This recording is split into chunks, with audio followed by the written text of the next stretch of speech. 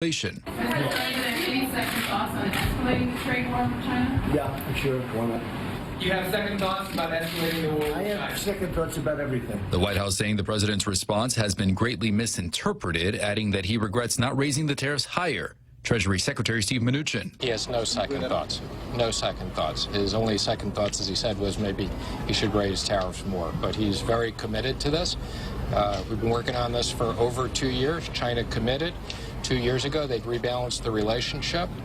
The deficit's getting bigger, and the president is determined that we have free and fair and reciprocal trade. The U.S. and China have been imposing tariffs on billions of dollars of imports. Meanwhile, the president announcing a trade agreement with Japan. They've been working on a deal with Japan for a long time. It involves agricultural, and it involves e-commerce and many other things. It's a very big transaction, and we've agreed in principle. President Trump says Japan will buy corn from American farmers as part of the deal. The president faces a new challenger from within his own party. Former GOP Congressman Joe Walsh says he wants to move into the White House. It's time to be brave. We have someone in the White House who we all know is unfit. Someone who lies virtually every time he opens his mouth. And someone who places his own interests above the nation's interest at every single turn. We cannot afford 4 more years of Donald Trump. No way. Walsh adding he's running because Donald Trump is not who we are. Police in Hong Kong arrested more than 30 people during pro-democracy demonstrations. A 12-year-old is among those arrested. America is listening to Fox News. 65 years ago, Bank Pacific opened its doors to our community. As we celebrate, we offer you a special 65th anniversary personal loan rate for as low as 4.65% for travel, back to school, a wedding. Do whatever you want with the money. We just want to give it to you for as low as 4.65% APR. It's our birthday present to you. Bank Pacific, where others put branches, we place roots. Equal opportunity lender, member FDIC, conditions apply. Hafaday, this is Congressman Nicholas. Our office is currently visiting our villages, providing contact information for our office and taking any inquiries we may be of service with. All vehicles and staff are appropriately identified for your safety. Please feel free to let our constituent outreach team know how we can be of service to you, and thank you for your kindness. This ad was paid for with official funds from the office of Congressman Michael F.Q. San Nicolas. A Texas pastor who lost his 14-year-old daughter in a 2017 mass shooting at his church is now running for office. Frank Pomeroy was at his church in Sutherland Springs when a gunman opened fire on worshipers. More than 24 people were killed. Pomeroy says that he will run for state senate as a Republican in 2020. The seat is currently held by a Democrat. Pomeroy is launching his campaign just weeks after another mass shooting in his state that left 22 people dead. Marcus White, Fox News. A powerful natural gas explosion damaged a Maryland office complex and shopping center. Authorities evacuated the area in Columbia, southwest of Baltimore, about an hour before the blast because of a gas leak. The explosion was heard for miles. Part of the building's facade was ripped away, exposing twisted metal. No one was hurt. A new action movie getting a lot of action at the box office. President's top guardian angel has fallen. The political thriller Angel Has Fallen, easily topping the weekend box office with a $21.3 million debut. The action sequel to 2016's London Has Fallen. Last weekend's #1 film, the R-rated comedy Good Boys, slid to second with almost $12 million. I still don't know how to kiss. Your parents have a CPR doll. We can practice kissing on that. Stop! You should never kiss someone without their permission. May I kiss you? In third, with an $8 million opening. You find your identity in the one who created you. It'll change your whole perspective. That's the Christian film Overcomer. The horror release Ready or Not about a bride in a deadly game of hide and seek, off to a lackluster $7.5 million start. Pat O'Neill, Fox News. Bananas may be harder to come by at the grocery store. A destructive fungus that ravages banana crops has been found in Latin America, the biggest exporter of bananas. The disease could impact one of the most popular types of bananas, the Cavendish. Colombia declared a state of emergency after the fungus was confirmed there. I'm Richard Jordan, and this is Fox News. Hulu is all your TV in one place, plus more. Watch thousands of hit shows, movies, and award-winning Hulu originals for only $5.99 per month. It's TV without the cable contract and the freedom of on-demand streaming. Get current network shows from ABC, CBS, NBC, and Fox, and binge watch every season of your favorite cable shows. Premium Hulu viewing is brought to you by Proline Automotive and AB Sports, Guam's store for Nike. To advertise on Hulu, call Choice Digital at 989-0042. World Theater Productions presents Mamma Mia at the UOG Calvo Fieldhouse on September 6, 7, and 8. See local and international artists in the biggest on-stage party of the season. Half a day. This is AJ Raphael. And Didi Magno Hall. Come and see us in Mamma Mia. Also presented by Dusatami Guam Resort, Outrigger Guam Beach Resort, and the Plaza Shopping Center. Get your tickets now at WTPGuam.com, GNC, and 76 Circle K. Tall Tales with Bob Klitzkie is brought to you by Bank Pacific. Banking on the Pacific for 65 years. Welcome to Tall Tales with Bob Klitzkie, the only show on talk radio where common sense is a lot more common. Phone lines are now open at 888-TALK. That's 888-8255. And now, The Point proudly brings you Tall Tales with Senator Bob Klitzkie. And now, sitting in for the vacationing Bob Klitzkie, here's Daryl Taggarty. A well-regulated militia being necessary to the security of a free state, the right of the people to keep and bear arms shall not be infringed. Welcome to Tall Tales for Monday, August 26, 2019. I'm Daryl Taggarty, sitting in for Bob Klitzkie. He'll be back in 42 days. Yes, this is the countdown, 42 days. And I'm going to welcome all of you to Tall Tales. We're having, for those of you who are listening to me on Facebook Live or YouTube, right? YouTube? YouTube Live. Yeah, thank you. You're getting our reception just fine, but for those of you on the listening to your radio, let me see how to put it. I'm glad we're back. Let's put it that way. I think we're having a problem. Radio seemed to work, but nothing seems to be coming out. So we will proceed, and I just want to thank you for joining us today. The Second Amendment, I don't have a Second Amendment item except for one that actually appears in today's Guam Daily Post on page 19. It's the Ombre Gatsung column by Lee Weber. We shouldn't blame inanimate objects for massive crimes. I'm not going to read the whole column out, but I do want to read the important passage that I think really needs to be amplified because it's true. This man, many people have good sense and are thinking through the issues of the day, and he is one of them. He says, among other things in his article, he says, somehow I truly believe there is a connection between it all, about societal change, and the growing problems of violence we have experienced across our nation and here on Guam. Somehow we have to get back to protecting ourselves from those who cannot adapt in society and stop blaming inanimate objects as the cause of our problems. So he was talking at the beginning of the article, he's talking about how back in, when he was in high school, basically, there were institutions for persons with who couldn't adjust, mental institutions. Even here on Guam, we had a mental hospital of sorts, a mental ward at GMH. And so, but then after there was a point where these institutions were closed down, and the people who were confined there, he says, at the hospital they were safe, received proper care, regular medication, and attention for their respective problems. Not so these days. There was a point where they just stopped doing that. And so that's what he was saying, is that we have to get back to protecting ourselves from those who cannot adapt in society. Changing our existing firearms laws is not the answer to a problem, he writes. Inanimate objects can do nothing without a human handler. We really do not have a firearms problem in this country any more than we have a knife, car, baseball bat, scissors, or bomb problem. What we do have is a very serious people problem, and unless we are willing to aggressively address it promptly and properly for the betterment of society overall, it will become only broader and deeper. And that's the writings of Lee Weber today in his column Ombregatzung for the Guam Daily Post.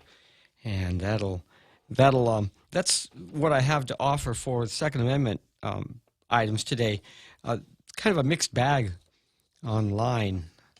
Do we have a call? Oh, no. Yeah, we have.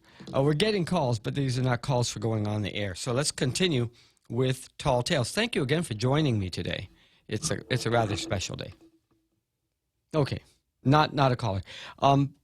Real Joe, is this screen supposed to stay like this? Like what? I got a guy swimming. Oh, hold on.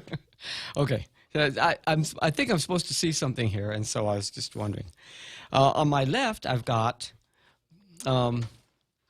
Missile Monday with Daryl Taggarty. Let's talk about this one. Yeah. It's supposed to be like that? Yeah, that's the screen saver. Right, but is it supposed to have the lineup of what calls are coming in and whatnot? You want to use that now? You know,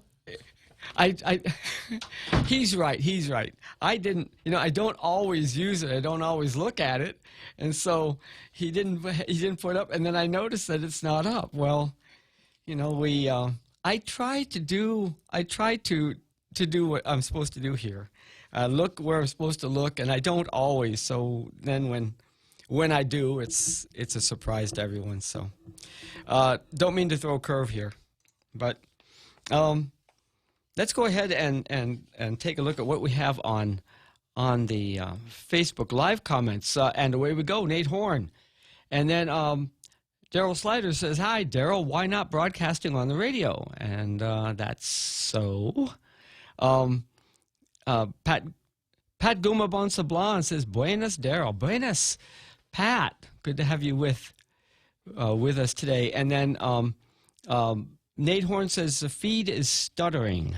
And hashtag thanks Obama. And then Daryl Slider says, "Is it me? No sound. Can anyone hear?" Yes, you can hear if you are listening on Facebook Live or YouTube. Nate Horn says, "I'm good, but it's stuttering." And that's actually a good, then Daryl Slider says, "No sound on app or on 93.3. So apparently they can see us. I guess I'm going to have to do this by sign language, right? Because I do have the camera here. Let's continue, and then we'll see what we can do about our sound as the techs work in the background. Let's go ahead with Zami Ikatni.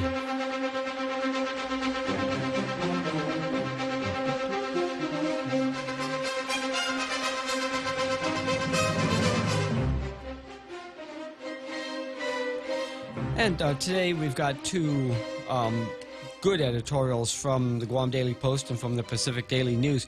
The PDN editorial actually is, I think, from yesterday. Advice for Gov Guam: avoid federal intervention by following the law. Thank you, Dwayne, for writing this up. And there's a great cartoon that goes along with it. So it must be Sunday the 25th. Because the digital date stamp is when they posted it. So let's hear what Dwayne George has to say in his advice for Gov Guam: avoid federal intervention by following the law. Delegate Mike Nicholas is working on a bill that seeks to amend the Organic Act of Guam and require tax refund money to be regularly deposited into the Income Tax Refund Efficient Payment Trust Fund. Guam law requires that 24.6% of income tax revenue be set aside in that dedicated account solely for the purpose of paying refunds. The law was enacted March 7, 2002. But for years, That would be like 17 years. Elected officials have ignored the mandate. Instead of payment of refunds, it's been used to prop up a bloated government of Guam. On multiple occasions, elected officials went to the bond market to borrow money to pay past due refunds. Now, GovGuam is under federal court order to pay refunds for error-free returns within 6 months of the filing deadline because taxpayers challenged the practice of withholding refund payments for months or years. Governor Lou Leon Guerrero said her administration will follow the law and that San Nicolas's proposal would undermine Guam's authority to decide how to govern. Quote, by limiting our powers in local government, the congressman gives the federal government even more control over us, the governor said. But it wouldn't be the first time Uncle Sam had to step in because local elected officials wouldn't do what was clearly needed. The feds had to step in after the Justice Department investigated the prison in 1987 and said it, quote, violated the constitutional rights of persons either confined or residing therein. A federal consent decree requiring the Department of Corrections to improve its facilities and policies took 25 years to meet. The federal court also had to step in and mandate action when GovGuam failed in providing basic services to adults with mental disabilities, and to close the audit dump and open a modern sanitary landfill. It took federal receivership to ensure fixes were made. All the government of Guam has to do to prevent the federal government from stepping in and forcing corrective action is to meet basic standards and follow our nation's laws. When elected officials do that, the federal government has no choice. When elected officials do that, the federal government has no choice but to step in and take over for the good of the community. I don't think that that's correctly written, but you know what he's getting at here.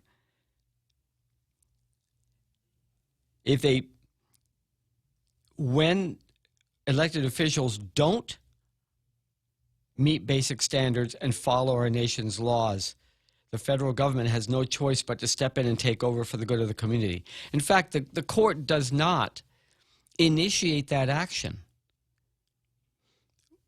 Residents of Guam take the issue to court to ask the court to compel action.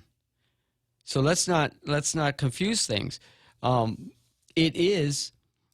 Redress is available, and you can petition the legislature, you can petition the Congress, and you can petition the courts to make changes, to redress grievances. You can file a claim with the executive branch. There are various means to get done what needs to get done if it's already established. If it's not yet established, you can go to Congress or you can go to the legislature to establish a new policy. But when policy is already there and it's not being followed, then there is a way to compel action by going to the courts. And that is what Dwayne George is saying in the editorial that appeared in yesterday's Pacific Sunday News. And so I want to thank Dwayne for that writing. And then in the Post today, and you know, this is the advantage of having a Monday. I can pick and choose from the editorials from not just today, but the last couple of days over the weekend. Today, appearing in the Guam Daily Post, the editorial is, "We the public must know GovGuam costs on food and other party expenses." After having provided the public with a valuable service by gathering information and releasing a comprehensive report on the legal bills Government of Guam departments and agencies have racked up in recent years, costing at least $64 million, we ask the Guam Office of Public Accountability to find time to scrutinize and then release information on Government of Guam expenses related to parties, including catered food, canopy and tent rentals, entertainment, and other party-related accessories. The OPA can look at a snapshot in time, perhaps the first year or 8 months of the Leon Guerrero administration and a corresponding time frame in the previous Calvo administration. While we recognize Guam OPA's staffing number and budget are limited, we hope this can be a priority in light of the mixed signals we're getting from our elected officials on whether GovGuam can continue to sustain a budget that puts more and more pressure on taxpayers and ratepayers but lack substantial efforts on the government's part to reduce unnecessary spending. We offer as examples 2 events within a few hours Friday. Certain senators in leadership positions, including Budget Writing Committee Chairman Joe St. Augustine, quickly shut down yet another proposal to reduce the business privilege tax by 25%, which would have provided an avenue for across-the-board relief on prices of consumer goods. Certain senators, by the way, keep calling this a 1% tax hike, when the increase in the business privilege tax from 4 to 5% is a whopping 25% jump. The legislative majority cited rules they established at the beginning of the budget session as a reason not to entertain the proposal that would have helped taxpayers cope with the island's rising cost of living. The senators are capable of changing rules whenever an issue hits their soft spot, so their inflexibility on the tax reduction proposal is telling. Several hours after the legislative session recessed on Friday, there was a party at Government House, attended by more than 100 in Gov Guam to celebrate what was described as a successful 75th Liberation Day commemoration. There were massive tents that cost hundreds of dollars to rent, food on heated catering trays, and a band playing as partygoers spilled into the outdoors. A fireworks display launched next door to the party helped to cap the night. We don't have a full picture yet on who paid for these party spending items. Mayor's Council of Guam Executive Director Angel Sablan deferred to Sinahanya Mayor Robert Hoffman when the Guam Daily Post inquired about costs associated with the party. Hoffman described the party as a potluck event. Yeah, I just brought my fireworks with me. Yeah, I had a trunk full of extra fireworks. I thought I'd blow them off here. If any, and I happen to have my chafing dishes, you know, so it's easy to just bring them over. I'm sorry, I couldn't hold it. No, I can hear you through the glass. Hilarious. It is. It was when I heard it, and I understand it completely. They have extra money. I don't think it's appropriated money there. Let me finish reading this, but I think I know where this came from. If any government funds and other taxpayer resources were spent on the party Friday night, and if it wasn't entirely a potluck event, that information needs to be disclosed to the public. Elected officials' refusal to budge on the tax hike on one hand, and on the other hand, partying in a government facility complete with fireworks display, has a ring of tone deafness to the hardships our taxpayers and consumers are experiencing and have been experiencing for a while now. Gov Guam is known for using public money for food and beverage during office and agency parties, including for ribbon cutting and other office-related celebratory events. We, the public, want to know what kind of tab we've been paying. If there's an agency that deserves a funding boost, it is our watchdog agency, Public Auditor Benjamin Cruz's Public Accountability Office.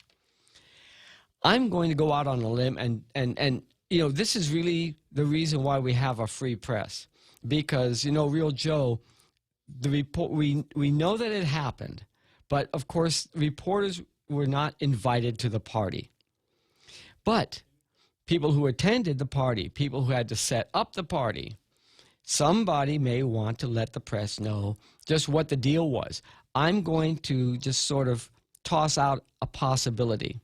That possibility may be that it was paid for by the vendors down at the Liberation Day Carnival. Not the parade vendors, but the carnival vendors, the ones who got the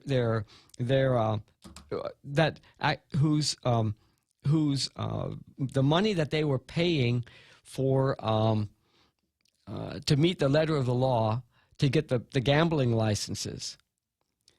Was, okay, here's the money that you asked for, and we made so much money at this, we're going to throw you guys a party. Thank you so much. We'll take care of it.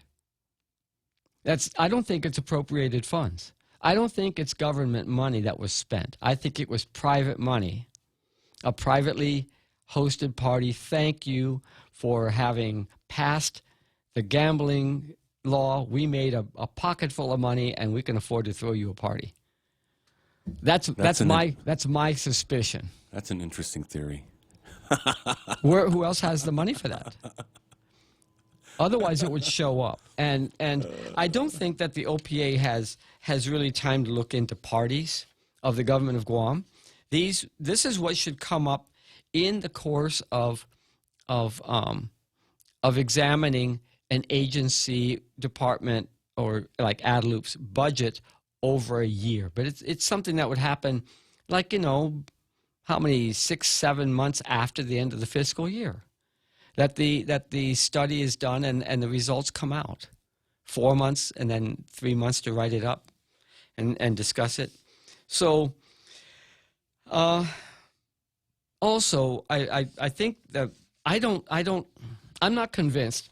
It's argued here in the editorial, but I'm not convinced that prices will come down if the tax comes down, because the prices are already there. And prices had to be raised to pay for the taxes. And once everyone got used to paying the prices, only competition will bring it down. But if everyone, like the gas stations, if all the retailers only have occasional sales to try to draw people into their establishments, the prices will stay the same by and large, because they know the people of Guam will pay those prices. And so I'm not expecting the prices to go down. So comparing these two editorials, I'm glad that we have that the editorials appeared. They are on good subjects. I don't particularly, I'm not particularly impressed by the reasoning of the Guam Daily Post editorial writers. And so as far as the Sunday editorial for Pacific Sunday News, it is something that needs to be said. And in fact, it's been said by the Pacific Daily News for years and years. If you don't do something about it, the feds are going to step in. What they didn't mention is that when the feds step in, it's because somebody locally said, I'm tired of not having this service.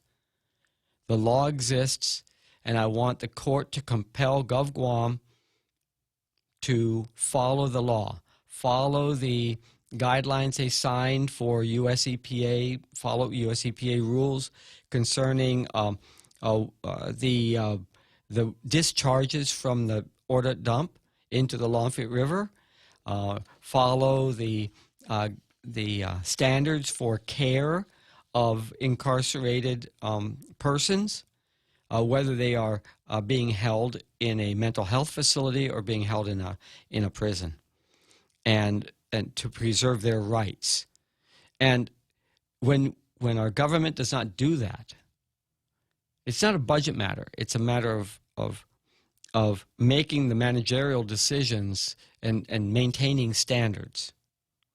If they don't do it, or if the government of Guam does not allocate the kind of money that's needed to meet those standards, if it's a facility problem or having to move people off island for appropriate care, or paying for health care, whatever that is, if the government does not pay attention to that, well, then they can be compelled to pay attention to it. And they can be compelled to pay for it as well, and pay for the person who is going to be hired to oversee it. That's the federal receiver. And so I am going to give the Blue Star to the Pacific Daily News.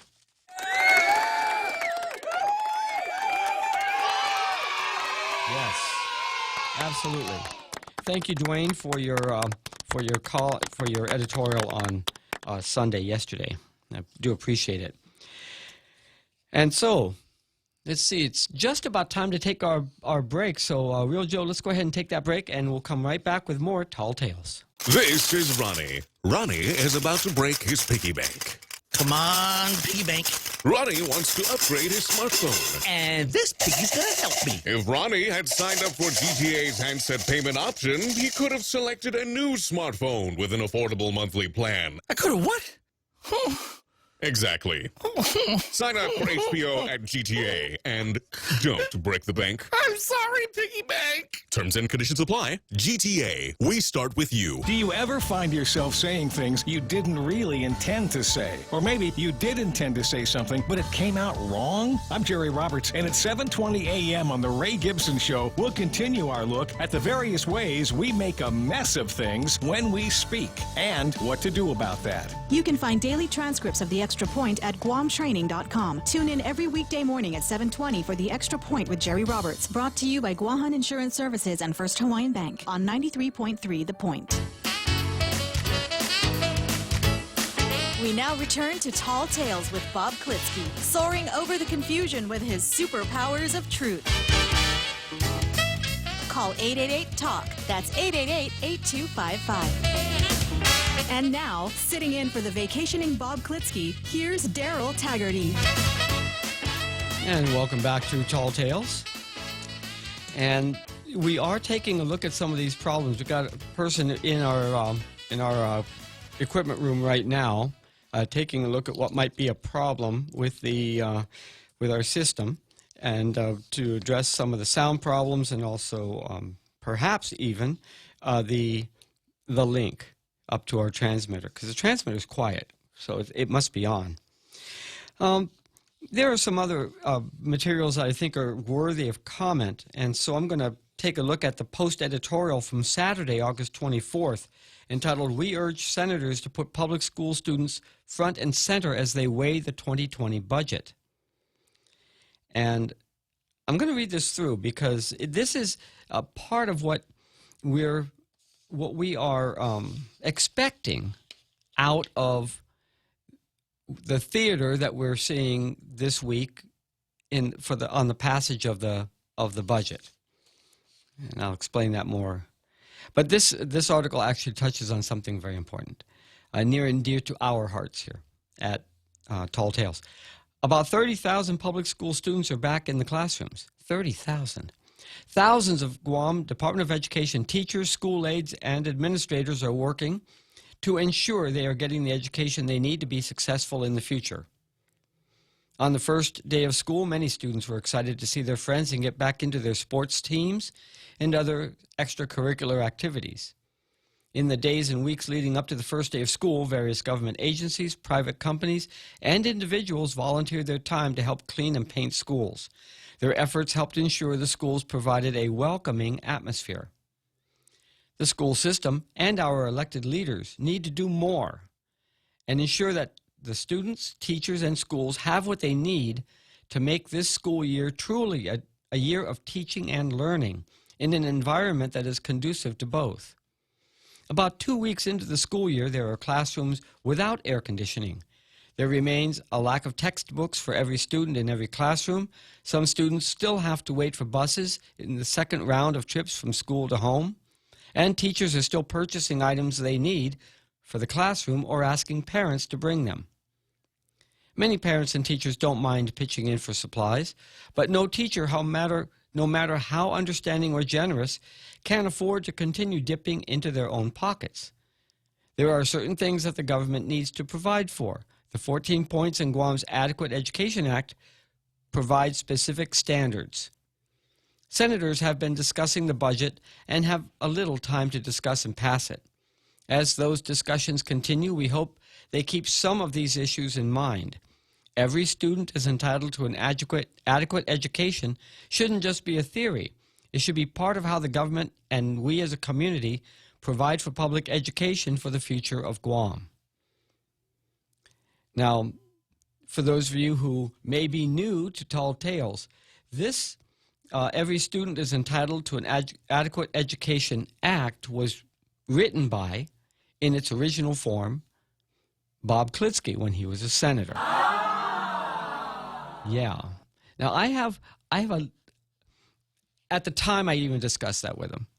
I thought that an adequate education should be defined by outputs and not inputs. But he argued, and reasonably so, that unless you provide guidance to the non-educators, the legislature and the administrators in the Department of Education, unless you define for them what the priorities are, that for what they can do, which is the inputs, then it's going to be so loose that nothing will get done. You won't be able to tell whether you're there yet.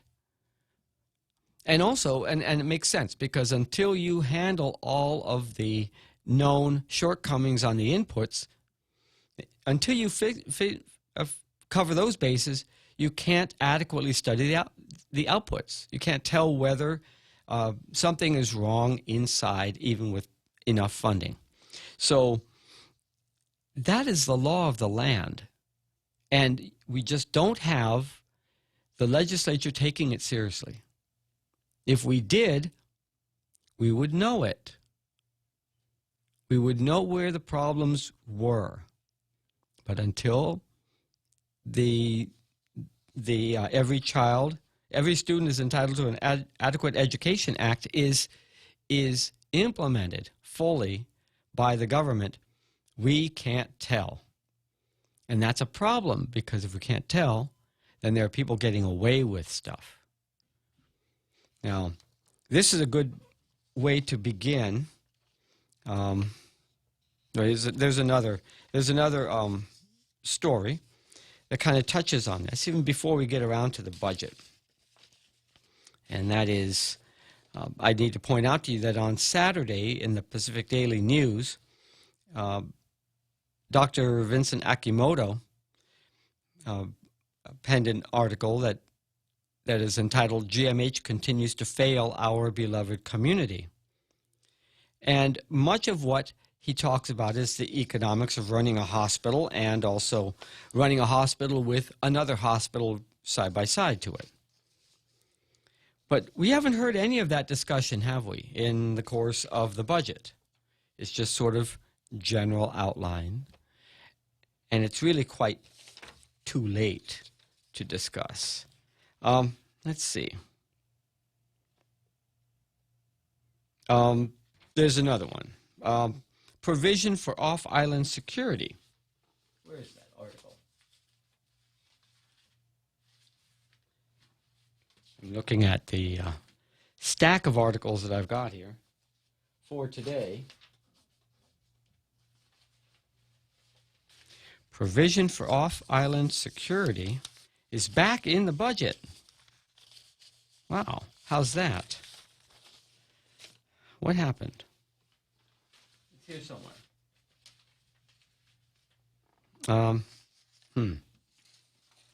There it is. There it is. Okay, I'll get to that in a moment. There's another one. And that is today's PDN. 6 years on, still no solar power for public schools. Now, we all know, we were just talking about, not adequate textbooks or repairs or supplies or air conditioners fixed or, that kind of thing. And last week we were talking about how they were just starting to work on the canopies because to keep the kids out of the rain when they're going from the school to the buses. That's the only time those canopies are used, is when students are coming from cars or buses and making their way into the school buildings proper. And they're just getting around to replacing the roofing on these dilapidated canopies that were built sort of temporary 10 or 15 years ago, and they've rotted out, rusted out. But here, this article is about public schools are far from harnessing the power of the sun to light up or cool their classrooms. 6 years since the signing of a law allowing the Department of Education to enter into solar power purchase agreements. Quote, "I would love to be able to save 20 to 30% in power costs," Superintendent John Fernandez said. Guam DOE spends about $12 million each year on power. So the tapping solar power could potentially save the public school system $2.5 to $3.5 million each year. Now, this isn't net of what it's going to cost to put the solar power capacity in, because that has to be paid for also. But there is going to be some net saving. It shouldn't cost $2.5 to $3.5 million a year for the solar power facility. But this is the part that gets me. At the end of the article, which is subtitled Prioritizing, Guam DOE has 41 public schools in addition to central offices and program facilities. As to which of these schools will be priority for solar power, Fernandez said Guam DOE will need to assess what makes sense and how it might want to approach the opportunity. We would need to determine the available area at each school site and prioritize based on maximizing cost savings, Fernandez said. So at the very end of the article, at the bottom of the third column, is the real meat of the matter. And that is, DOE itself hasn't begun. I mean, sure, it says, what's he say? It's our priority. It's our students and schools that could benefit from the savings. It makes sense to allow us to push it forward. So what's holding it up? If they know what's holding it up, then why don't they just say, we need this fix? We need this fix over here. We need this fix over there. In the law, in the regulations, in the procedures, in Attorney General opinion, something. But no, that hasn't been done after 6 years. And we'll need to assess what makes sense and how it might want to approach the opportunity. So they haven't even approached it. They haven't determined the available area at each school site and prioritize based on maximizing cost savings. So even with the money that DOE is getting, that's not enough. They aren't thinking of economizing. Now, that is the story there. Now let's go again to provision for off-island executive security back in budget bill. So in Bill 186 under Chapter 13, government-funded travel prohibited, an exemption has been added under letter J. And this is a story that Kevin Kerrigan wrote for today's Guam Daily Post. And it reads, executive security functions under the Guam Police Department for the purpose of providing executive security to the governor and lieutenant governor when traveling off-island to represent the people of Guam at meetings and functions determined critical to the welfare of Guam. Huh? Sure. There's a credible threat on the governor and lieutenant governor traveling off-island. A credible threat, Real Joe. We got to have the SWAT right there. They have to take their guardian angels everywhere they go. I mean, I'm, maybe the communication is poor. Maybe they're just not telling us that there have been credible threats on their person, that they are in imminent danger of being accosted, and more so off-island, to the point where you got to have a person who's in special ops be within so many feet of them. That's probably when you need them the most. Because if I wanted to take out an executive, I probably wouldn't want to do it on their own island. I'd wait until they go You there. just go up and ask for a date. Don't worry about it. Just be real. You want to take one out? No, but this is the thing. No, it'd be easier to do here than somewhere else. Yeah, easier to get caught if you did it here. Well, who's thinking about these things anyway? They are. They put it into the budget bill. They want to make sure whether they use it or not, there's enough money to do that. Whether it's necessary or not, they want to be sure to fund it.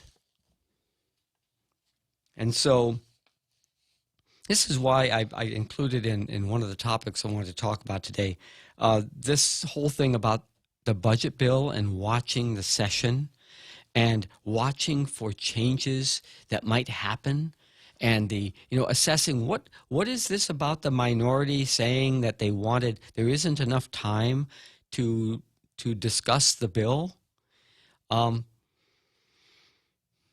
What's going to get done? What can be done now? Especially if you want to increase expenditures for something, you've got to take money out of something else.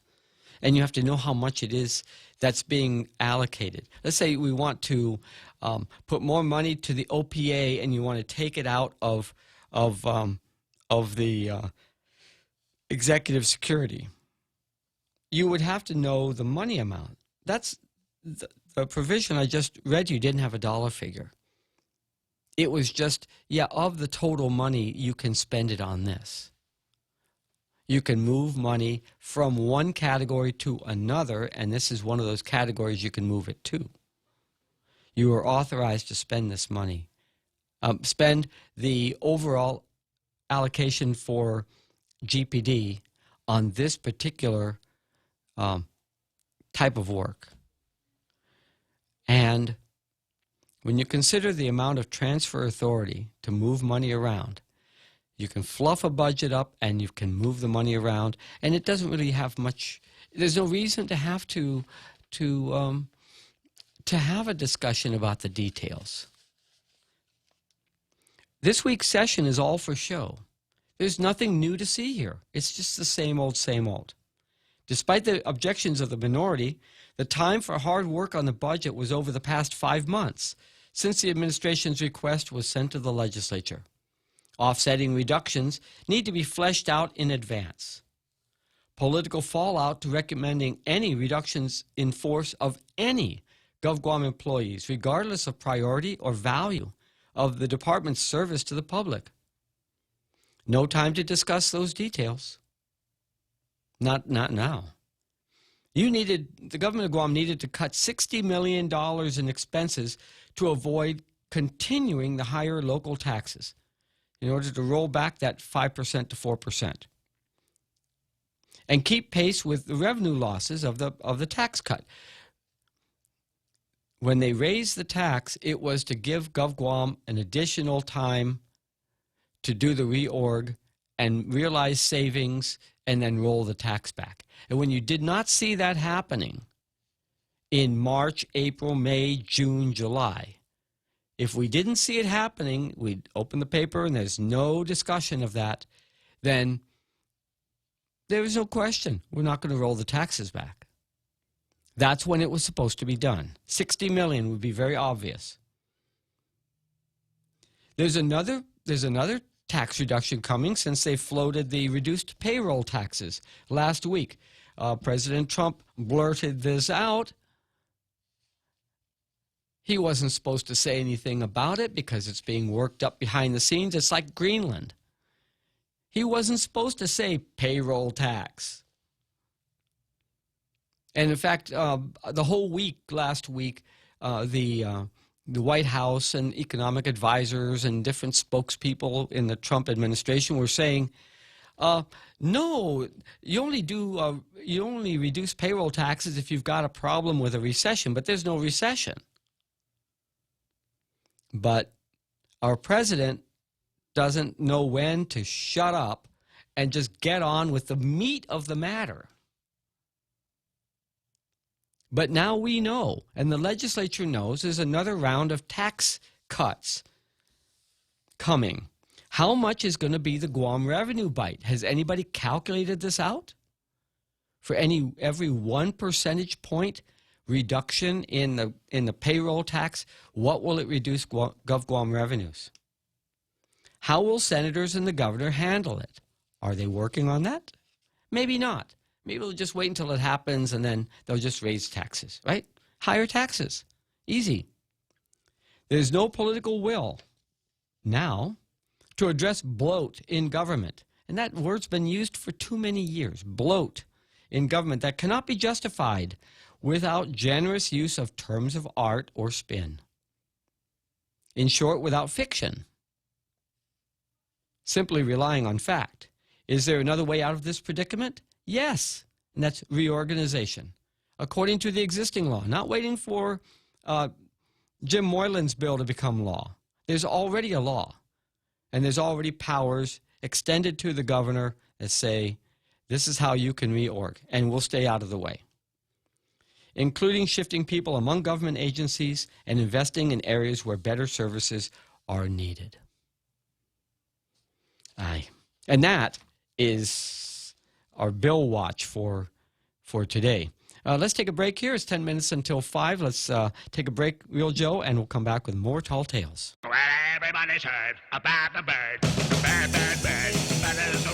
Circle K has a 3-pound rotisserie chicken, now available for the introductory price of $9.99. It's the biggest, tastiest, and most affordable rotisserie chicken of its kind on island. Save even more by getting a family meal with 2 sides and a bottle of wine for only $25.99. The Circle K rotisserie chicken.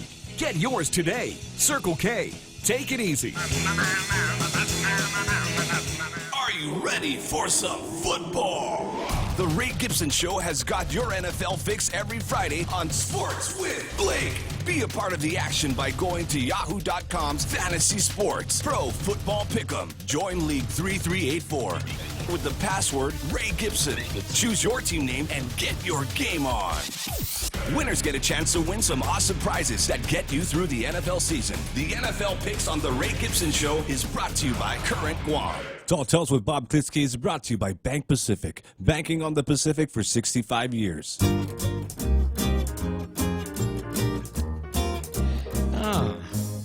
I have a comment here on Facebook Live. Dead Air sounds like a zombie flick. So here's the question, Real Joe. Maybe you can answer this. When we get done recording today's show and it gets posted online, then can everybody listen to it? Yeah. Yeah? Yeah, they can listen to it. They can fast forward it. They can rewind it. They can pause it. It won't be a zombie flick. No. Oh, good. You know what I almost wore today? What? I almost wore a shirt that part of this outfit that my parents had. My mom had one of those. It's like the man has the matching shirt to the wife's dress. Oh, I see. Yeah. Yeah, from back about 1964. Like when people go on vacation, kind of. Yeah. Matching. Yeah. Yeah. And, I think they bought it when we were vacationing. When we were passing through Hawaii, and we spent like a week there. I think we stayed in the Royal Hawaiian Hotel. It was back in '62 or so, and they bought this outfit. Well, I found it among various clothes in my dad's house, and I washed them up and I tried the shirt on today, but it's bright. It's bright red. Should have wore it, man. Well, maybe everything old is new again. That's for sure. People are breaking out their old clothes, and I'm so glad you said that. Stylish. Because today's my 65th birthday. No way! Oh, yeah. It's your birthday. I was supposed to go for a bicycle ride this morning. Happy birthday. Thank you. Yay. I was supposed to go. Yeah. And I'm enjoying it here. But it's also my son's 16th birthday. Oh, you guys have the same birthday. Yeah, my firstborn, born on my birthday. So how does that work out at the house? Oh, I didn't have any birthdays. When I turned 50, it wasn't my birthday, it was his first. That's how it is. I don't. Yeah. So let's see. The other comment here.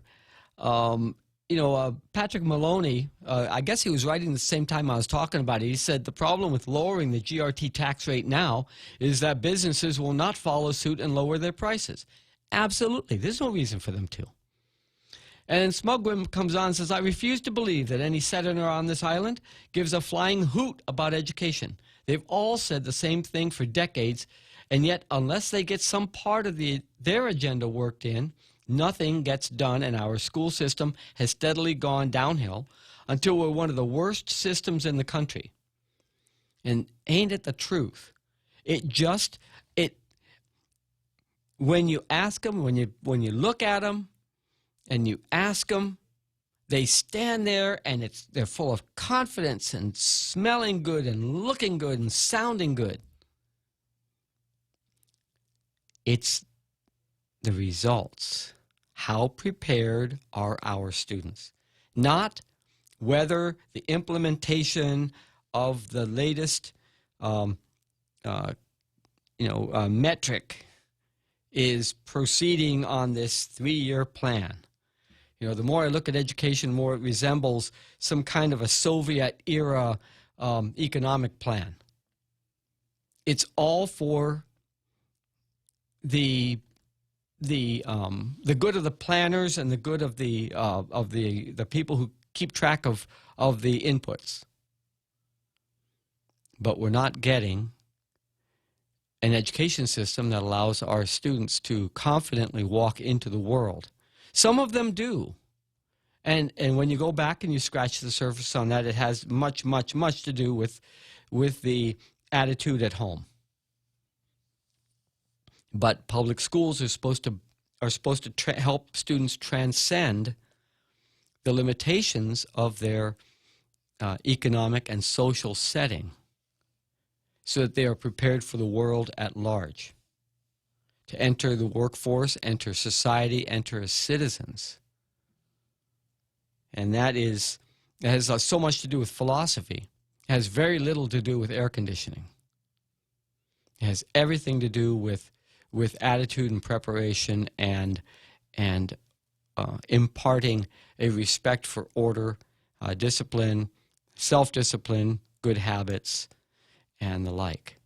And somehow the modern school system is just missing the boat badly. And it's I don't think that that's a money problem. I think it has to do with people routinely accepting excuses. I only have a couple minutes here, but Vince Akimoto writes in Saturday's PDN on pages 16 and 17 about how GMH continues to fail our beloved community. And if you go to the article, you won't see it if you're looking at an online edition, but there's a cartoon, Prickly City, next to it. And half the panel is black and half is white. And I'll hold it up, but I'll read it to you first. It says, I guess we can decide on how to view the world, Winslow. And Winslow says, isn't there a third choice? Let's see if I can hold this up to the... There we go. Nope, there. That's the cartoon. Is it all black and white, or is there something in the middle? And if it's something in the middle, it shouldn't be just, oh, let's just accept it. It's gray like a fog, and it doesn't matter whether it's dark fog or light fog. No, it really does matter. We need to be homing in on these things, especially since we're paying people some real good money to do this stuff. Like, the budget of the government of Guam, the budget of the Department of Education, isn't that the budget for this year coming? What are we going to get for it? Are we going to get a good system, or are we going to get same old, same old? It's 4:59, coming up onto Fox News at the top of the hour, 5 o'clock, and the end of the work day today. And we'll be here for another hour with you here on Tall Tales, so we'll see you on the other side.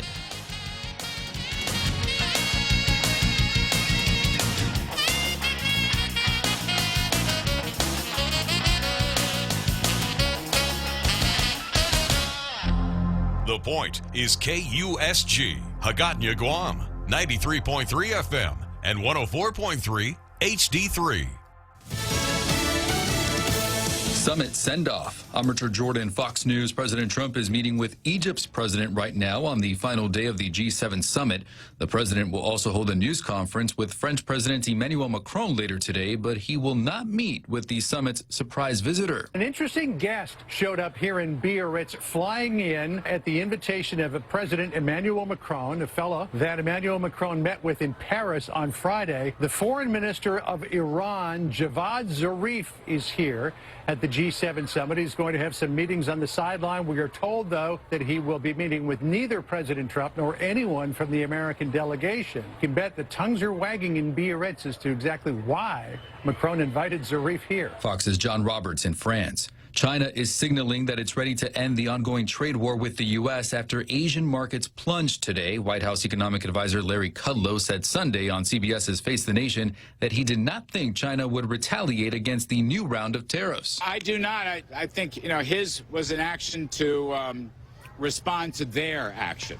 So I doubt whether they're going to take another step. Meanwhile, the White House is clarifying the president's comments when asked whether he had second thoughts about escalating the trade war with China. President Trump saying he always has second thoughts. The administration says he was referring to not imposing higher tariffs. Tropical storm Dorian could become a hurricane by Tuesday, posing a threat to Puerto Rico. Puerto Rico's still recovering from a hurricane a year and a half ago, and now we have some kind of a storm potentially around that area. Most of our models that we look at are not making this into a major storm at this point, but something nonetheless that we're going to watch. Meteorologist Rick Reichmuth.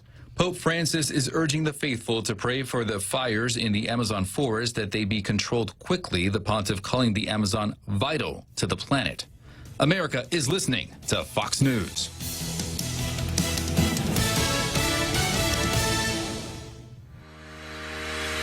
Hoffaday, this is Congressman Nicholas.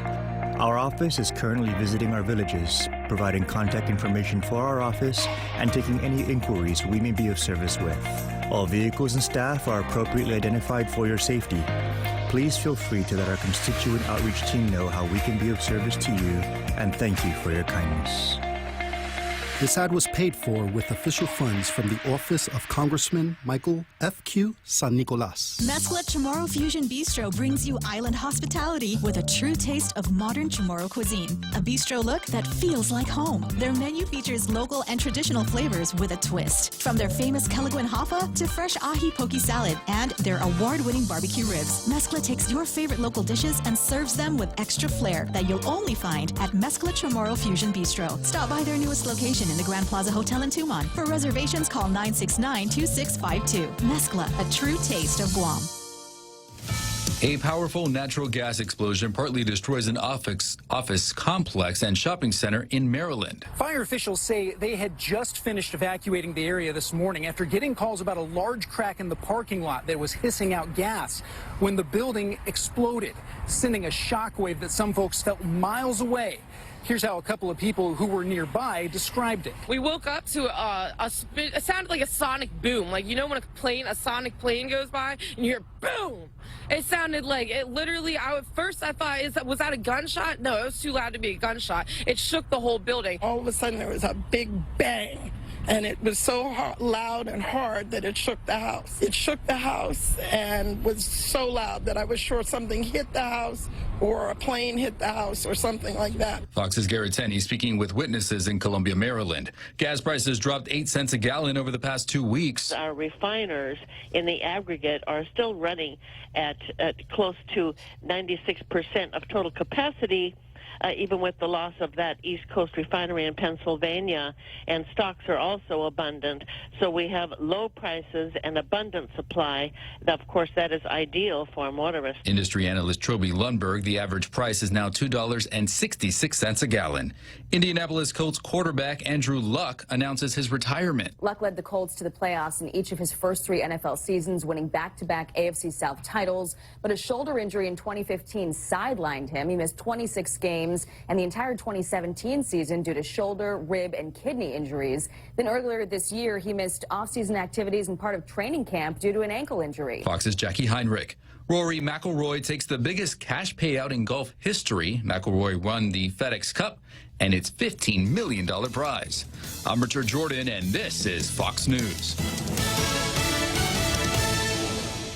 Parents, parents. Start your child's school year right with healthiness and fun. Complete your child's immunizations, annual physical, dental, or eye exam at FHP and receive a free gift for each exam visit. Perfect for back to school. Valid from July 15 to August 31st or while supplies last. Visit their website or Facebook page for more details. Call 646-5825 and press 2 to schedule an appointment today. Most private insurance accepted.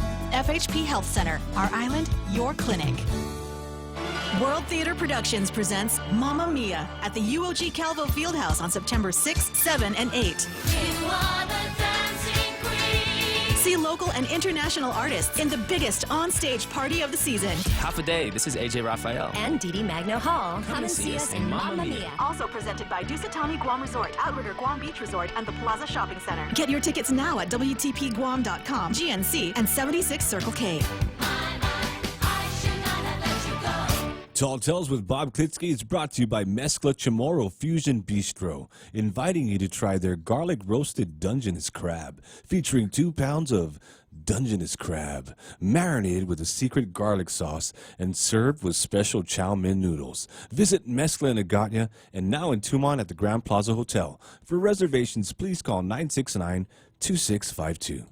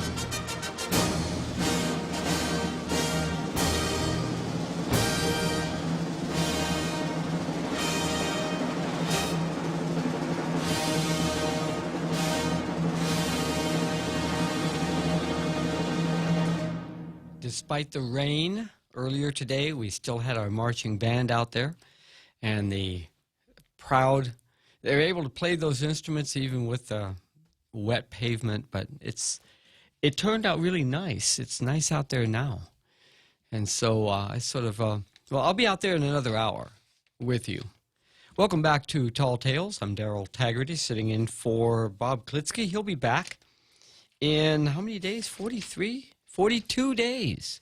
42 days from now, he'll be back. And we'll all be enjoying his perspective on the news of the day. Let's continue on Tall Tales today with turning a spotlight on Vince Akimoto's perspective on GMH. And he writes in the PDN on Saturday, the 24th of August, on pages 16 and 17, GMH continues to fail our beloved community. Competition, whether healthy or not, is an inevitable part of the human condition. The dark, detrimental side of competition is when the activity is defined by mutually exclusive goal attainment. More simply, my success requires your failure or death. This dark reality appears to define the current relationship between Guam Memorial Hospital and the Guam Regional Medical Center.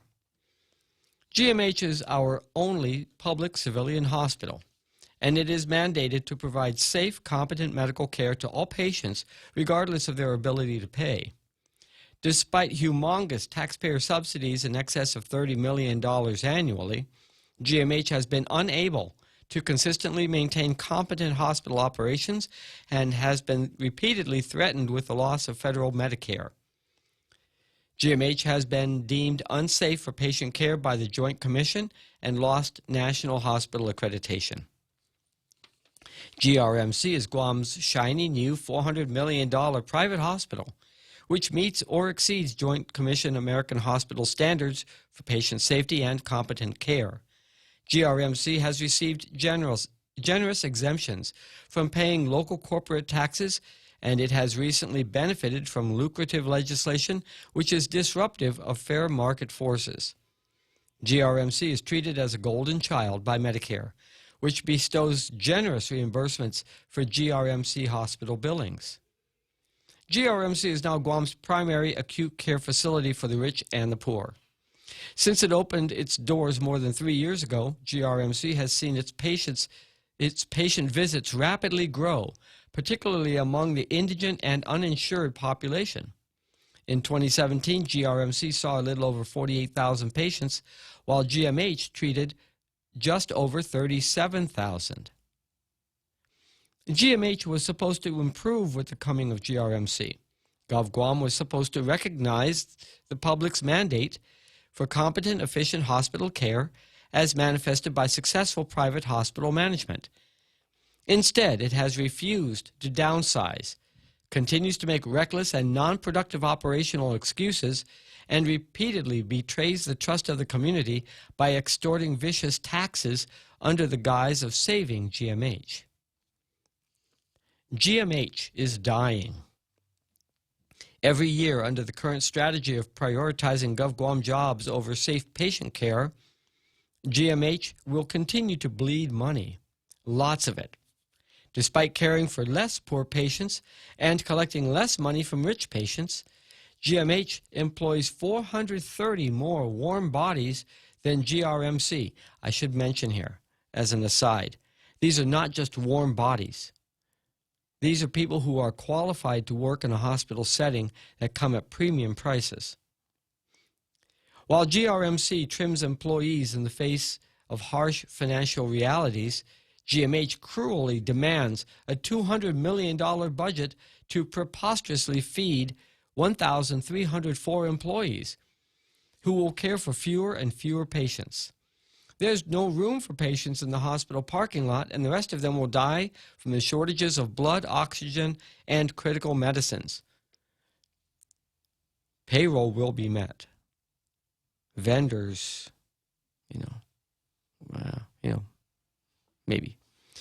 Despite pessimistic politicians who think only off-island hospital management solutions can save GMH, GRMC is a successful, ever-improving company run competently by homegrown hospital experts who used to labor futilely in the political swamp of the government of Guam. GMH must be set free from payroll politics. GMH must be allowed to downsize its administrative employee payroll burden, to hire necessary nursing and direct patient care personnel. Small business owners and independent blue-collar laborers, who form the majority of uninsured GMH patients, must be liberated from mean-spirited taxes on food and medicine that fund a bloated, corrupt local government. In spite of the discomfort of it all, we must be each other's keeper. GovGuam must no longer greedily sulk while, quote, your brother's blood cries out to me from the soil. We all must now clearly and frequently exclaim to our politicians that they must set local small business people free from the mean-spirited tax for the privilege of doing business on Guam. Let GRMC be for GRMC, and let GMH be for Guam, and not just for self-serving GovGuam employees. And that's a column written by Dr. Vince Akimoto. It just seems to me, watching the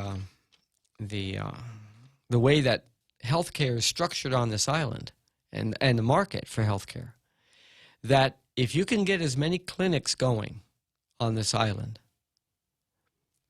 medical clinics, to handle insured patients, and GMH is continuing to try to build a facility, build the services that are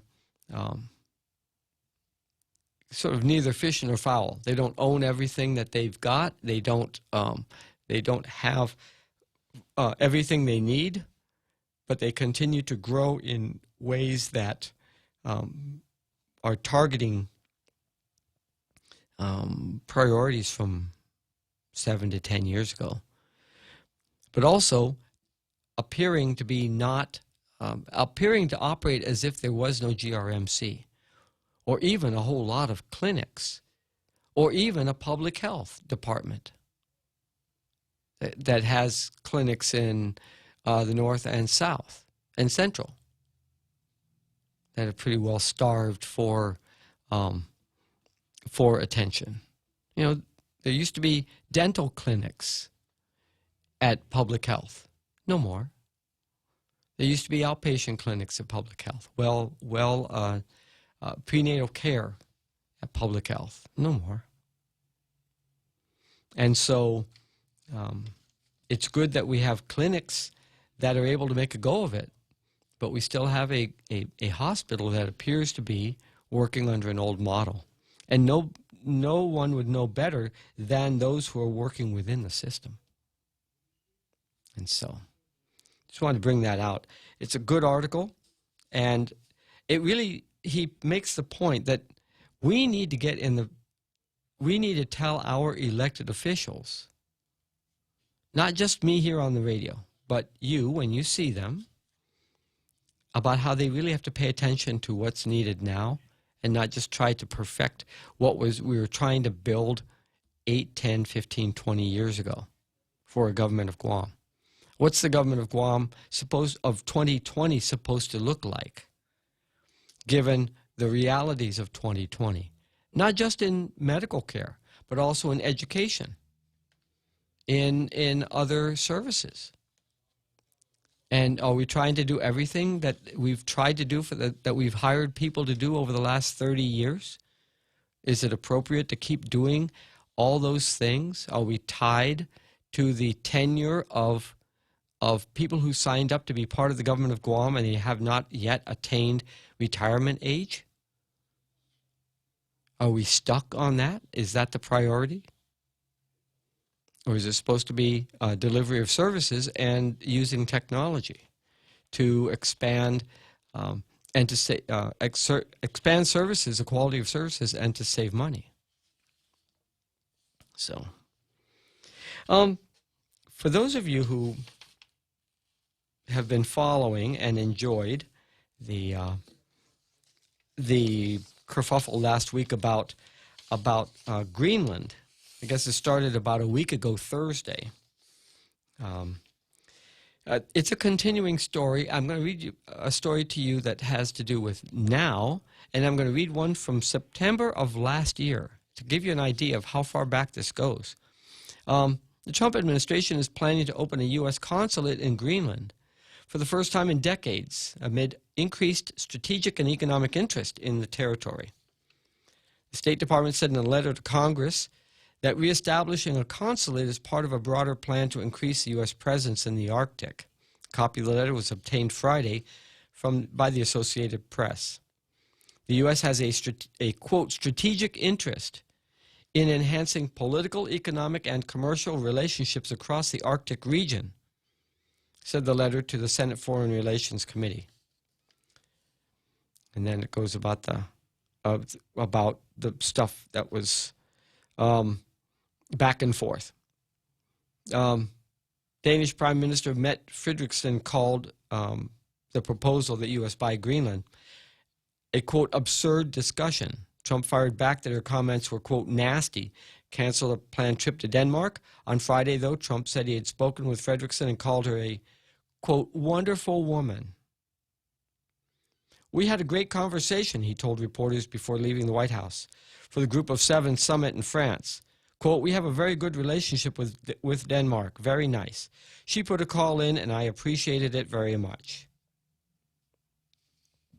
A permanent diplomatic presence would allow the U.S. to, quote, protect essential equities in Greenland while developing deeper relationships with Greenlandic officials and society, the letter said. It said the consulate would be, quote, a critical component of our efforts to increase U.S. presence in the Arctic and would serve as an effective platform to advance U.S. interests in Greenland.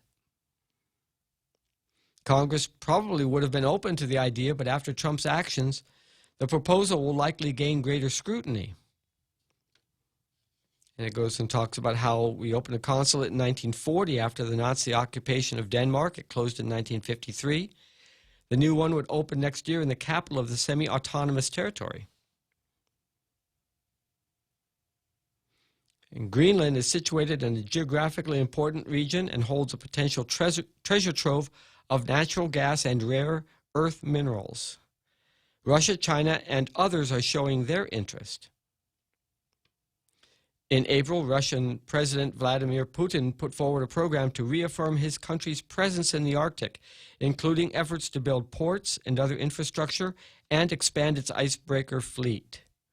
Russia wants to stake its claim in the region, which is believed to hold up to 1/4 of the Earth's undiscovered oil and gas.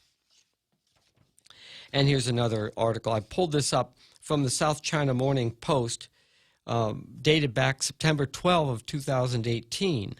And then it'll help put some of this in perspective. China and Russia want to develop Arctic energy resources together, and U.S. disapproval may not deter them. And it helps tie some of this stuff together we've been hearing about in the American news, thinking that it was all isolated. In a major breakthrough this summer, that's last year, the first shipment of liquefied natural gas was made from the Russian port of Sabeta, home to the Yamal LNG project in the Russian Arctic, to the Chinese port of Rudong in Jiangsu.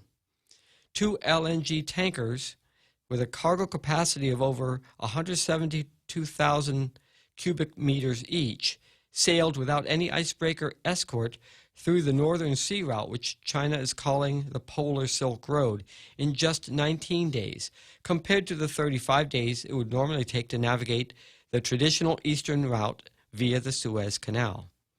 This follows the State Council Information Office's first official white paper on China's Arctic policy, issued on January 26 of 2018, proclaiming that the country now regarded itself as a, quote, near Arctic state.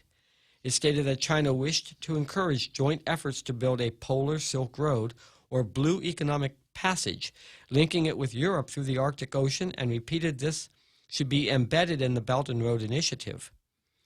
The notion of a Silk Road on ice goes back to a December 2015 meeting of Chinese and Russian heads of government that advocated cooperation in the Arctic navigation. A joint statement stated for the first time that both sides would work together to develop the Northern Sea Route along the Russian Arctic coast into a competitive commercial sea route. Global warming has made it easier to transport goods via the Arctic route, reducing reliance on the risky Malacca Strait and knocking days off the journey time. It has also made it easier to tap the vast mineral resources that lie beneath the ice. And I'm going to skip a couple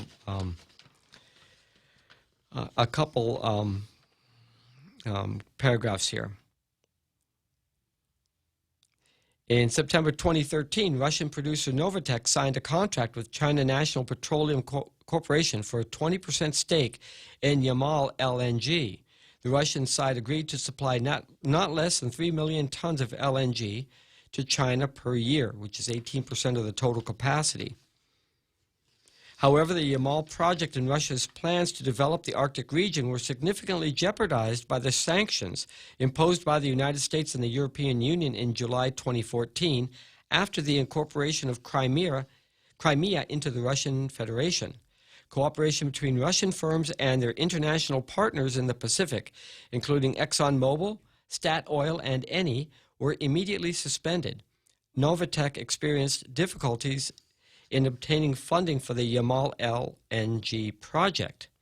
It was at this point that Chinese banks stepped in. According to the Moscow Times, in November 2014, Chinese banks said they were ready to invest $10 billion US dollars in the project. And then it goes through and talks about 15-year commitments for lines of credit.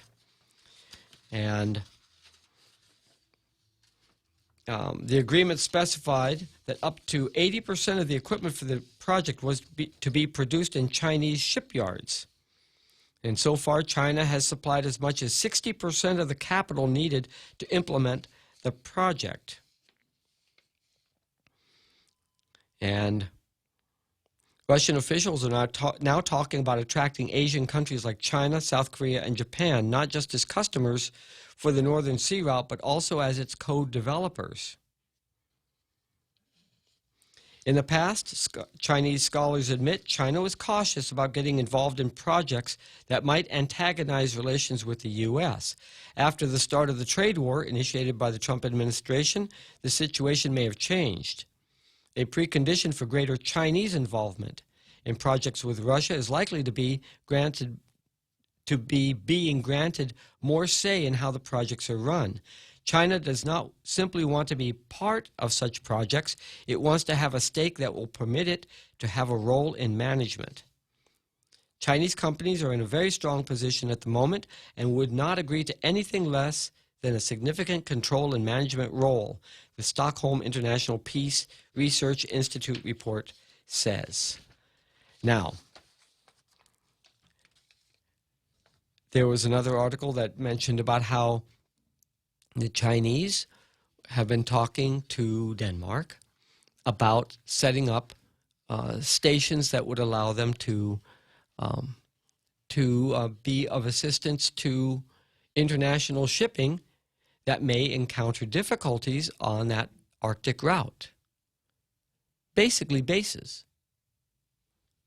And now we know why it is that Greenland is so interesting to Donald Trump. It's not a joke. It has to do with cutting 16 days off the trip, coming through the Straits of Malacca and what India has set up as a military choke point. Shipping to China can be cut by the Indian military in case of a conflict between those two countries. They can be bottled up. The same thing with South China Sea. You know, the trade from Australia and Indonesia, Vietnam, Thailand, Malaysia, on the Pacific side of the archipelago can be bottled up by the U.S. and they don't want to be blockaded. So, and that is kind of why I keep bringing this up. It's not a matter of getting Canadian bases for U.S. It's a matter of preventing Chinese bases in Greenland. And now we're going to set up a consulate in Greenland. And of course, that's going to be able to be eyes and ears. It's like setting up a consulate in Pohnpei. 57,000 people, FSM. It's about the same scale. Yeah, that sort of thing. It makes it all makes sense. And just want to sort of connect the dots here. Taking a look here, what might be going on online. I see a few people joining us here on Facebook Live. Thank you very much for joining this afternoon. And yeah, thank you. Let's see. I still haven't pulled out the Senator Moylan's bill to compare it, AB, that with the current law on reorganization. The first time I looked at it, it was really close, but perhaps I'll have a chance to do that tomorrow during the day, unless I go for a bike ride or something. But we are there is so much that can be done by people who are currently in office, currently being paid, currently have staff, currently have the power and the mandate and our expectation, our hopes and prayers, best wishes to move forward, but they have to move. They have to move these issues forward in real time. And I don't think we need to wait for another election. Take a look at some of the other articles I have up. It's about time for our halftime show. Our seventh inning stretch, right? And so we're going to go on to that, and when we come back, we'll have more Tall Tales. Hafaday, this is Congressman Nicholas. Our office is currently visiting our villages, providing contact information for our office, and taking any inquiries we may be of service with. All vehicles and staff are appropriately identified for your safety. Please feel free to let our constituent outreach team know how we can be of service to you, and thank you for your kindness. This ad was paid for with official funds from the office of Congressman Michael F.Q. San Nicolas. Everybody's heard about the bird. Bird, bird, bird. Circle K has a 3-pound rotisserie chicken, now available for the introductory price of $9.99. It's the biggest, tastiest, and most affordable rotisserie chicken of its kind on island. Save even more by getting a family meal with 2 sides and a bottle of wine for only $25.99. The Circle K rotisserie chicken. Get yours today. Circle K. Take it easy. Tall Tales with Bob Klitzkie is brought to you by Bank Pacific, banking on the Pacific for 65 years.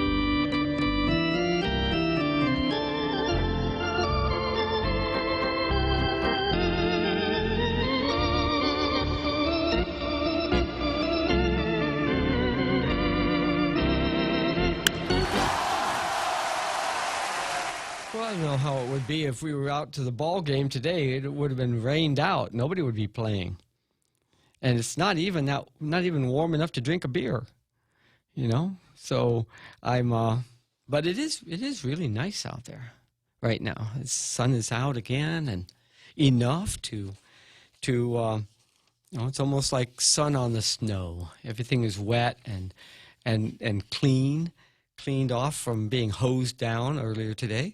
And so there's a sun sort of shining through some clouds and putting like this soft yellow-gray light out. I'm not going to talk about the trade war. That's a developing story because that's got a life all its own. And we're not quite sure where that's going.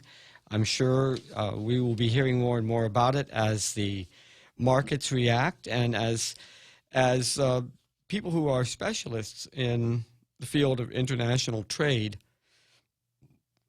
calculate the impact on the markets as far as the market for goods, because either we're going to be buying them or we're not. Either they're going to be selling them or they're not. Either they're going to be making them or not, growing them or not. And that's on both sides.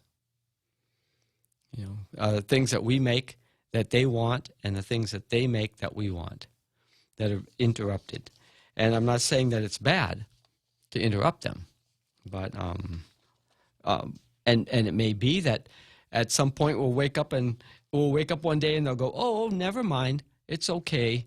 We're just going to put everything back the way it was, and then take credit for fixing it when it wasn't necessary to do in the first place. Or we'll wake up one morning and the Chinese will be going, oh, I can't take it any longer. Please, we'll agree to everything you want us to do. You just tell us what you want us to do and we'll do it, and we won't do it. We won't cross you up anymore. We won't steal any more of your technology. We'll play fair and go ahead and write the rules to the world. You know, talk about globalization and not wanting a global economy or for other countries to tell the U.S. what to do.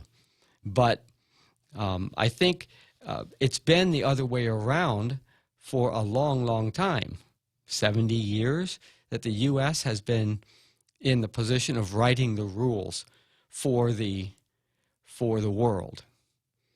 And under this presidential administration, they've sort of turned around on that and said, no, we don't need to write the rules for anyone in a multilateral sense. We just want to have one-to-one relationships without realizing that so many of the one-to-one relationships, the downsides of many one-to-one relationships, were kept in check by the multinational agreements. Got a call on line 1, and I'd like to welcome you to Tall Tales this afternoon. Hello. Hello. Is it just my location, but I could not receive you earlier. Are we on now? Oh, yes. Oh, good. Thank you. No, we were off the air earlier. We're not really sure why. Because technical people here did not have the full picture. But yeah, we were off the air as far as radio transmission, and now we're up. And it may have been it could have been a link was down. It could have been a transmitter was bumped off because of lightning or lots of rain, affecting a link, physically affecting a link. You just came back on. Oh, thank you. Well, that's good news. Yeah, during the break, I was checking the audio and I didn't hear anything. But thank you for the good news, Tom. Yeah. But anyway, earlier when I was trying to call and I couldn't get you to answer, I was just singing the song, "Say Something, I'm Giving Up on You." Oh, well, don't do that. But we... give up on you. I heard you this morning with Chris, yeah. Yeah. But I got a question for you this afternoon. Sure. What's that? That Jones Act only affects us if we have our American flag ships going from one U.S. port to another, right? Actually, it affects any commerce, whether it's in people or in goods, that starts in a U.S. port and starts in a U.S. Location and ends in a U.S. location, whether it's from them to here or here to there. So it doesn't restrict us from having, if we buy from Japan, for example, on Japan, a Japanese ship comes to Guam, the Jones Act doesn't apply in that case, right? It does apply if it's goods that originated in the U.S. Oh, yes, but what if it originates in Japan, for example? Then it's not covered. It's only trade between a U.S. port and another U.S. port. Okay, so that brings up my question then is, do you think the U.S. will stop us from buying products from Japan, for example, and bringing it to Guam instead of buying it from the U.S. where the Jones Act will apply, and that's what makes things expensive for us here? Oh, that's actually, that was one of the features of the economy of Guam back in the early 1900s, was that the Japanese traders were very actively pursuing markets like Guam and Micronesia and Philippines and places in Indonesia and around. They would send people out and they would set up a store. The store would buy copra, would buy whatever kinds of local products there were, maybe the sea slugs, the dried meat, or in Micronesia the bonita. They would buy the local goods, and they would bring in Japanese rice and Japanese canned sardines and things like that, manufactured goods or Japanese agricultural goods to compete against both locally produced rice and any goods that were being brought in by U.S. ships from the U.S. or from the Philippines, for that matter. And yes, by price, there is no restriction on Guam bringing in items, unless they're coming in from North Korea or Iran or someplace like that. But no, we can obtain our goods openly and fairly from just about anywhere we want. That's one of the reasons why we have successful stores like American Grocery. The reason why that came up to my mind, that kind of question, is that everything is so high at our stores right now. Maybe there's a way that we can have our distributors, instead of buying from a U.S. place where the Jones Act will apply, why don't our distributors bring products in from another country into Guam where it might be cheaper? Well, they may be bringing them in, but maybe they don't have, and maybe they are a lot cheaper, but maybe they don't have to sell them at cheap prices, because the savings they have on certain items are going to be can be sold at a little bit more, closer to the current prices, to make up for being allowed to drop the prices a little bit on the more expensive items coming from the States. You saw where Matson put on a new ship in the route between the U.S. and Guam, and the U.S., Hawaii, and Guam. A new, faster ship, and it's able to supply the Marianas faster than before. The ship goes faster, carries more, and that's going to be needed. That capacity. It's almost like having airplanes flying to Japan and South Korea to bring in tourists. The more seats you have, the more commerce you're going to have. So bigger ship and more frequent ships, then the more trade we'll have, and more can be, especially with the military buildup, the more supplies can be brought in from the States. So with that bigger ship that can go faster and carries more containers, you think you might bring the prices down here on the island? Well, consider it this way. Maybe it's going to be cheaper for them in the long run because the ship is more modern and runs more efficiently than the older ships and has a bigger capacity. But we've already shown just how much this economy can bear. How much economic activity do we have on the island? How much are we willing to pay for goods? And do we produce anything locally? And the answer really is, why would they drop prices? Why would they drop prices if they already know we can pay them? And since we already showed that we will pay the price and there isn't any additional competition, then they can confidently put a brand new ship on this line and know that they're going to be able to pay it off. So, it's just economics, you know. Yeah. If you can make the money, you make it when you can. So if we lower the BPT to 4% from 5%, you don't think it would allow the sellers to bring their prices down? It would allow it, but actually what will happen is it'll become a windfall for the seller because he unless he's a marginal business and he's almost going out of business, he has no incentive to drop his prices. That's just it. But all it takes is one honest, honorable business person to bring their price down. If we were to roll the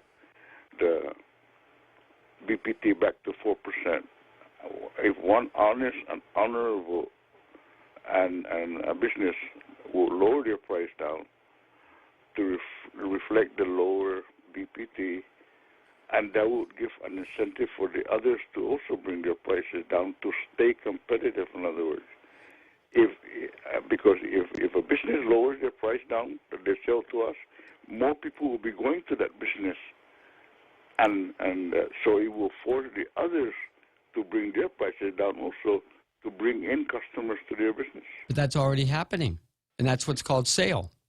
Yeah.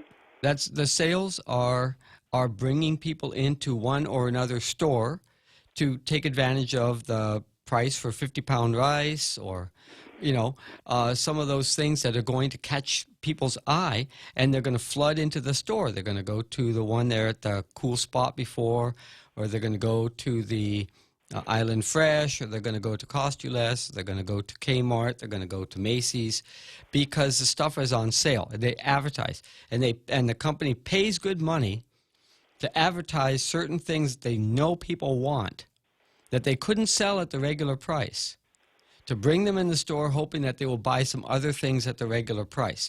And how well does that work out? Only the businesses know. Even if, like you said, they're already doing it now. They're lowering the prices, but not everything. If in the next election, if we were to threaten the people running for office, if we were to threaten them that if you don't roll back the BPT to 4%, if we get you into office and if you don't roll it back, you might as well start looking for another job because next election, you're out. Well, that's what you have to say now. In other words, we can force them to do what we want. Let me ask you. What the governor is saying. The governor wants the BPT at 5% to stay forever and ever and ever. But if we, the people, say, hey, to hell with you, governor, if we're going to force the lawmakers to roll it back down regardless of what you, governor, say. Well, you remember who our people right now are suffering over all of these high prices. Who lowered the tax? Half a gallon of milk at Perez, it costs $6.99. Who lowered the tax? Say again? Who lowered the tax that caused all this problem? Well, no, when the BPT went up to 5%. But why did we have to raise the BPT? Yeah. We had a $60 million shortfall because of a change in the federal tax law. But remember what Carl Peterson said, there's really no evidence of a revenue loss due to that Trump tax cut. And I think he knows what he's talking about. He's a certified financial planner. That's what you were saying. I only caught part of what you were saying on that subject, but that's not what was reported by when they were talking about the revenues of the government of Guam. It was something like I don't know. There were a few numbers thrown around, and I wish I had that article in front of me. It was 4 or 5 days ago that they were talking about the revenues of the government of Guam and how much they lost. They lost $60 million, and then with the 5%, they were able to make back up $37 million, and then the increased economic activity, they were able to get more in because of the stimulus of the tax, the federal tax cut. Because there's different people paying it than got the tax cut. There's some people benefited from the tax cut, and they benefited here on Guam. But then when they put the 5%, the increase of the 1% on the BPT, different people are paying that. That's why the prices went up. So the businesses, they have lower taxes for the businesses and self-employed people, but higher taxes on business gross receipts based on their sales, and so those taxes are passed through to the customer. So the prices will go up. The businesses will be they benefited twice, and so who's going to roll it back? You're going to roll it back, and then even if you roll it back, it's going to be a third benefit. Yeah, it just kind of bothers me that the governor went to the business leaders to ask them if it's okay to keep the BPT at 5% instead of rolling it back to 4%. The business leaders said, yes, it's okay with us. Of course it's okay to the business leaders because they're not paying for the BPT, we are. That's right, and that would be the third time they would get a benefit from the same back and forth. The people who are paying the BPT, it said okay to keep it at 5%. Then we would have told it no. But it doesn't. But it doesn't matter because the prices won't roll back. It's not up to the government to set prices. Yeah, but that's what I was saying earlier. If there will be an honest and honorable business that will roll back the prices at the store that they sell to us, and we will give an incentive to the others to also roll it back. That way we can get these prices at the store lower. No, somehow. The federal tax cuts were good for business, and the increase in the BPT was neutral to business, and rolling back the BPT will be good for business. There's another Trump tax coming up that Trump is proposing again. Yes. And what is our legislature going to do now? Increase the BPT again to 6% from 5%? Oh, maybe next time they'll raise property tax. We don't know, but they're not discussing it now. If you expect them to do something in an election year, you realize that the government of Guam, like 92% of Gov Guam's expenditures, something like 80 some are in 88% are in besides debt service, right?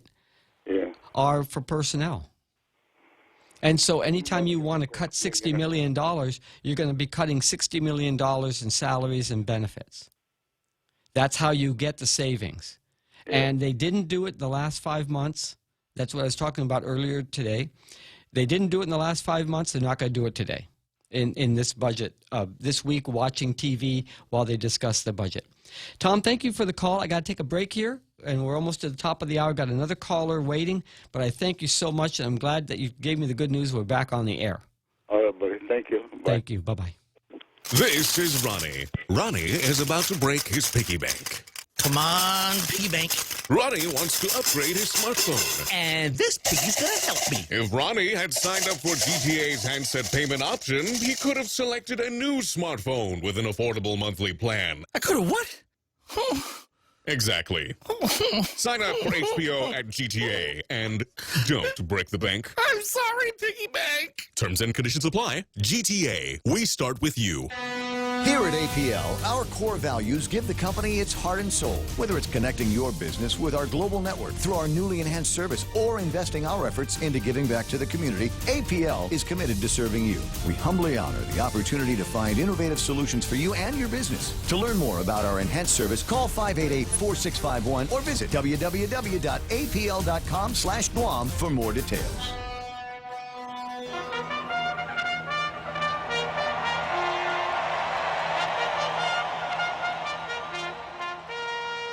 Absolutely. We're almost there. But before we get there, we're going to hear from the caller on line 2. You've been patiently waiting. Thank you very much. Welcome to Tall Tales. Mr. Taggart, yes, you touched on quite a few issues there. I don't know if I can keep up, but let me try to make a few points real quick. Good. So all right. So the issue you put out was interesting because you're saying that I think you're suggesting that the Trump tax cuts were big responsible. Huge part of the cause of us being the shortfall was at $60-70 million. Yes, there's something to be said about that. I think it really, it's not just that. It was the lack of the visa workers. So what happened was there was supposed to be, it was understood there was an economic plan with the military buildup, and one of the stimulus was to be the construction phase, but that never occurred because we didn't have the workers. So if you're wondering why we're doing so bad in our economy, or we could have been doing worse, or better rather, is because we didn't have that stimulus. It's like missing a growth spurt. Like, man, shouldn't I be like a foot taller? That sort of thing. Anyway, can I just make a real short comment about that? You're right. You're right. It's less than what was projected. The revenues were less than projected, but actually we got more revenues than they had projected. And so the point I just want to make is, and you're absolutely right, we're expecting a growth spurt, and our government leaders keep expecting these growth spurts and the military buildup to feed this so that we don't have to cut costs. But we do have to cut costs unless they just want to hang on until this big plug of money comes out. And if it doesn't come out, then we're just going to keep raising taxes. Well, the thing is that whether or not we like it, we're going to eventually, whatever the policy is in the federal government, whether it be a Democrat or Republican administration, we're going to fall in line because we get the lion's share of federal monies from Congress, from Uncle Sam, has stipulations attached to them, requirements. For example, you want X number of dollars, millions of dollars, okay, you cannot allow anyone to smoke or drink unless they're 21, or there are restrictions on smoking and drinking unless they're 21. Yes. The thing is, well, they're going to join the military, so you're saying that the military service, active duty service, they're 19, 20-year-olds and they can't buy alcohol or drinks. They can't drink or smoke cigarettes. That doesn't seem right when they're putting their life on the line.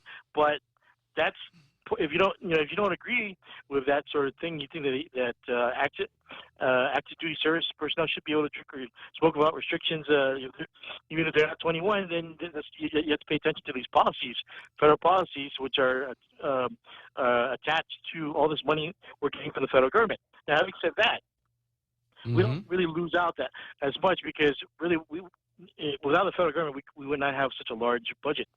So going back to the tax cuts, okay, overall, the tax cuts are supposed to help our nation nationally. The big picture is we need to retool our factories because all our factories were either closed down or they had old equipment, old machinery. Right. So in order for us to get back, It's stimulus. Yeah, it's the economic stimulus package. Yes, I understand.